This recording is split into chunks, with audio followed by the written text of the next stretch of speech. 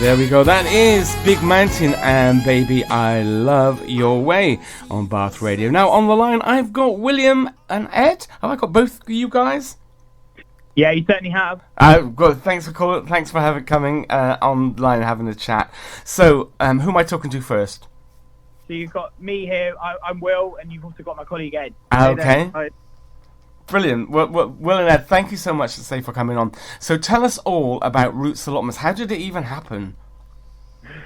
So I guess this idea sort of came around when in the first lockdown, I sort of turned my hand to growing vegetables in my grandparents' back garden because that's where I was staying for the first lockdown. Okay. And I had such a transformative experience with it, both from a mental and physical health perspective, that I came back to London and I was sort of talking to the guys about just how much fun I'd had growing veg and how I'd love to do it in London. Will also loves growing veg and wanted to do it in London too. Right.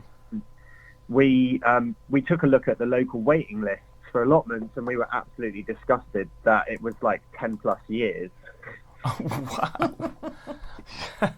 That's great. Yeah, so and then my parents have a farm back in Bath, and so I'm moving back to Bath and we're opening a site where, because there's also a 5-year waiting list in Bath. Some parts of Bristol have got like a 30-year waiting list, which is just disgusting as well. You know, I've currently submitted a Freedom of Information request to all the councils around the UK, and just the numbers of people waiting and the attrition rates year on year are so high for people waiting and so low for people leaving. Yeah. Yet the councils are still selling off land everywhere, left, right. Because there is lots of land. I mean, there's loads of land around Bath, right? And most cities, I guess.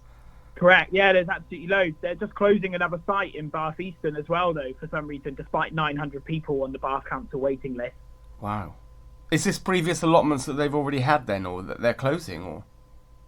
Yeah, this is one that they've got open at the moment that's apparently shutting from April. Wow, no. So we thought, well, wouldn't it be great if we could help more people grow? But there's a few other things that are not just long waiting lists. People don't have the knowledge anymore. Right. In it. They also don't seem to have the time or prioritise the time, perhaps, is a better way of thinking about it. So we thought, well, how can we provide the land but also provide the skill sets as well and take the pressure off someone who does want to get growing, who's a bit worried about the time commitment. So we're sort of flipping the traditional allotment model on its head. Yeah. And we're providing a space that's ready to plant with the compost laid down, all no dig, so it requires less work. And then we provide the courses, the seeds, and everything, including the tools that you could possibly need to get growing. Wow, that's cool. There's no excuse. I just moved to the city centre, and I've always lived up on Entry Hill, and always had huge gardens, but they were very steep and quite challenging. But now I don't have any gardens, so that makes it definitely appealing, guys. That's so good. So, were you Bath boys originally? We are, yeah. Oh, okay. Okay. Yeah, cool. well, actually, Ed studied in Bath. And right. I'm from Bath, and our other business partner, Christian, used to live in Bath as well. Okay. So we're all very local. My parents are farmers just on the edge of Bath, and that's, funnily enough, how we managed to secure the land. I was about to say, how did you get the land then? So that's kind of your family's land, basically. It is. My parents farm at Newton St Lowe's, so they have the Newton Farm shop as well. Oh, so we like farming. It there. Yeah.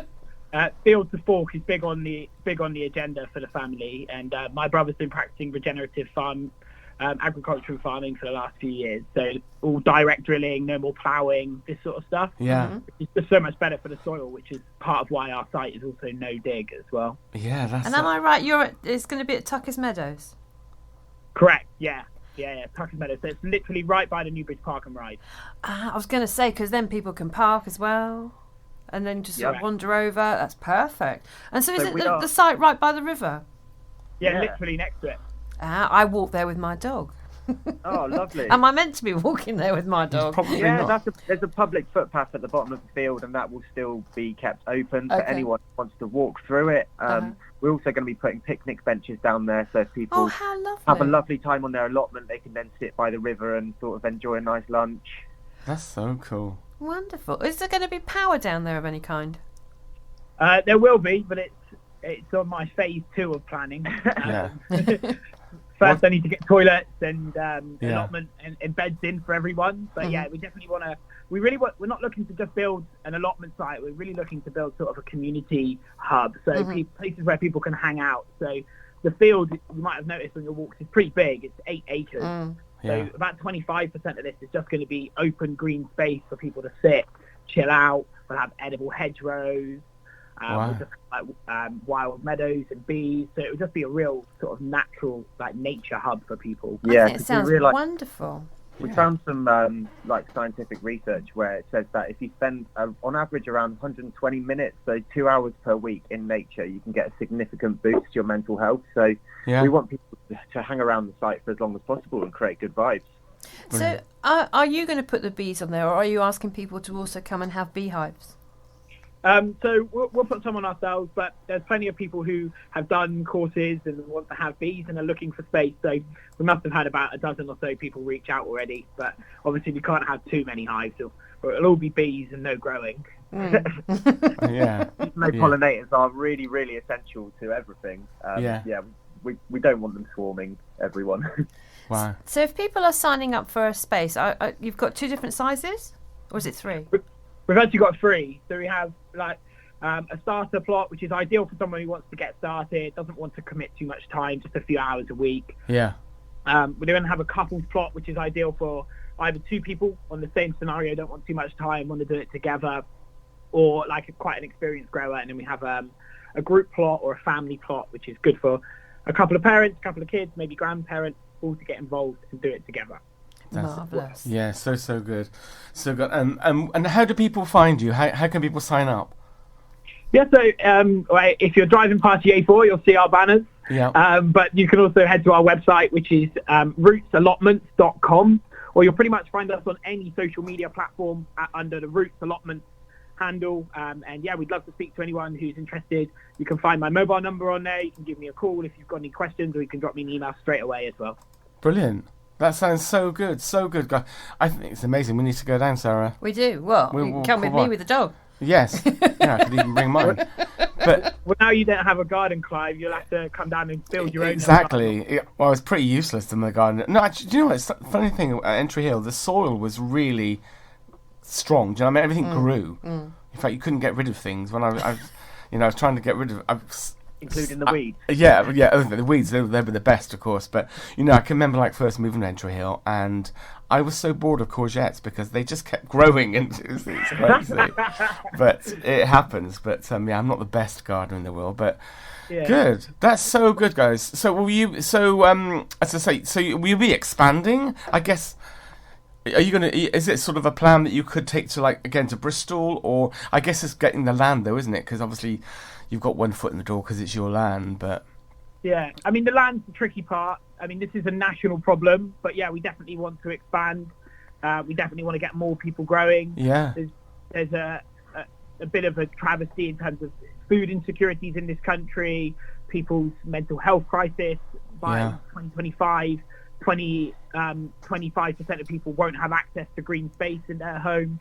They'll live in flats with no gardens. So, yeah, it's a bit of our mission to get more people knowing where their food comes from, growing, getting more outdoor space. Reducing single-use plastic and Will you sort of reliance link to on like local schools and things like that, maybe?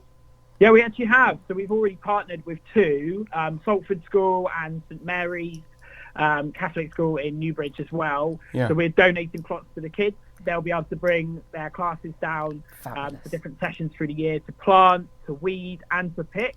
And then, obviously, we understand the pressures of school, so we will maintain everything in between for them, so they can come down and have those educational days and learn to grow their own.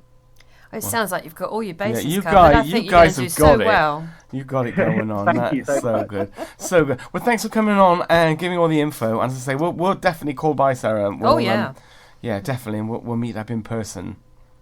Yeah, please do. We'd love to have you down. Yeah, we should start putting the beds in by next couple of weeks, so the field will start to sort of transform what it looks like now, which will be amazing. Fabulous. Oh, I wish you all well. Right, guys, well, thanks so much for coming on, and as I say, we'll definitely catch up soon. Thanks for having us. It's all great the best. to see you. Thank you.